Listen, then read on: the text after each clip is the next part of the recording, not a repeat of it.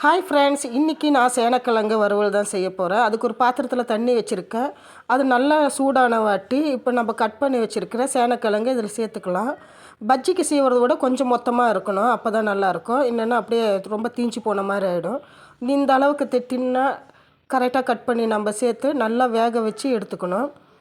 இந்த காய்க்கு ஆக்சுவலாக நமைச்சல் தன்மை இருக்குதுன்னு சொல்லுவாங்க. இது நம்ம பழைய கிழங்கா வாங்கி செஞ்சாக்கா அந்த அளவுக்குலாம் நமைச்சல் இருக்காது. இந்த காயில் சுத்தமாக இல்லை, நல்லாவே இருந்துச்சு. இதுக்கு மசாலா 2 ஸ்பூன் மிளகாய்த்தூள், தனியாத்தூள், மஞ்சள், அதுக்கப்புறமா சீரகப்பொடி, சோம்பு பொடி, உப்பு, எலுமிச்சை சாறு பாதியில் எல்லாமே பிழிஞ்சு விட்ருக்கேன்.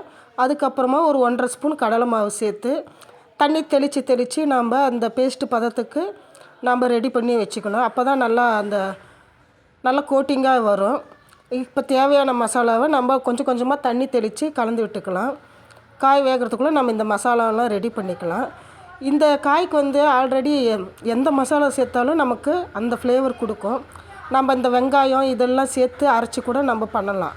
அது இன்னும் கொஞ்சம் டேஸ்ட்டு டிஃப்ரெண்ட்டாக இருக்கும்.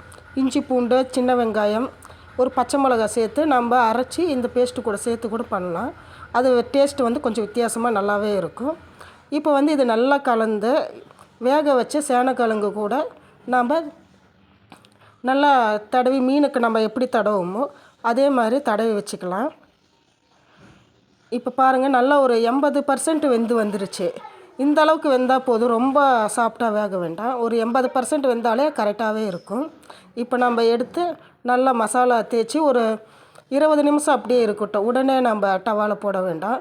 கொஞ்சம் நேரம் ஊற விட்டாக்கா அது மசாலாலாம் நல்லா இறங்கும், டேஸ்ட்டும் நல்லா இருக்கும். அதனால் நான் மசாலாலாம் இது பண்ணிவிட்டு ஒரு 10லேருந்து 20 நிமிஷம் நான் ஊற வச்சுட்டு அதுக்கப்புறமா பொரித்து எடுத்துடலாம்.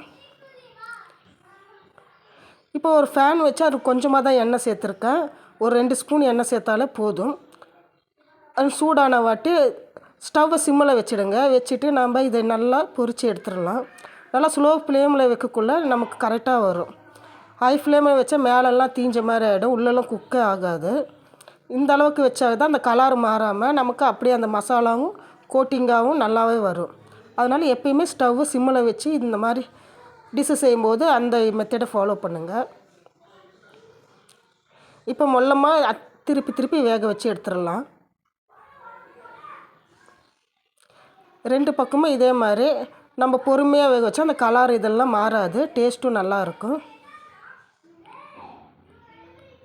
இந்த கிழங்கு ஆக்சுவலாக எந்த ஒரு இதுவும் இல்லை. இது ஆல்ரெடி நான் புளிக்குழம்பும் வச்சுருக்கேன். இது ரொம்ப பழசாக இருந்ததுனால நல்லாவே இருந்துச்சு.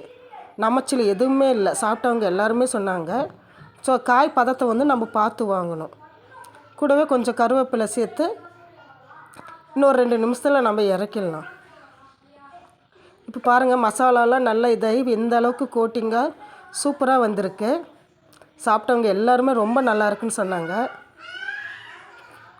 அப்படியே மீன் வறுவல் மாதிரியே இருந்துச்சு. எல்லாத்துக்குமே ரொம்ப பிடிச்சிருந்துச்சி. எனக்குமே கூட ரொம்ப வித்தியாசமாக நல்லாவே இருந்துச்சு. நல்ல டேஸ்ட்டு. இப்போல்லாம் நம்ம இதை எடுத்துடலாம்.